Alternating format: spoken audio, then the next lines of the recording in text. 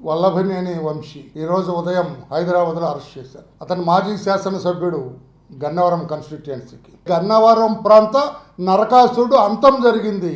ఇది దీపావళి జరుపుకుంటాం మేము.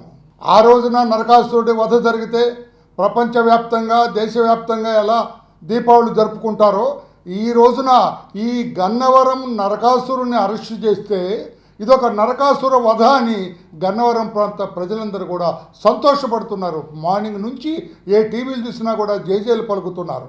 ఏమండి, ఆయన ఎవరో మాట్లాడతారు. అమాయకుడిని అరెస్ట్ చేశారు. గన్నవరం వల్లభనేని వంశీ అమాయకుడు అండి? ఆంధ్రప్రదేశ్ రాష్ట్రంలో ఎవరైనా అంటారండి? ఎటువంటి is a criminal, is an organized criminal. Vallabhaneni Vamsi అనే అతను ఆర్గనైజ్డ్ క్రిమినల్. అతను, నేను పోలీసు భాషలో చెబుతున్నా, ఏ సైలెంట్ కిల్లర్. అతను ప్లాన్ వేస్తే మూడో కంటికి కూడా తెలియదు అంటాడు. ఏదైనా భూ కబ్జా చేయాలన్నా, ఎవరన్నా ఒకరిని లేపాలన్నా, ఒకరి మీద అత్యాచారం చేయాలన్నా, అఘాయిత్యం చేయాలన్నా మూడో కంటికి తెలియదు అంటారు. అంతటి నేర నిష్ణాతుడు అతను. నేరం చేయటంలో నిష్ణాతుడు అతను.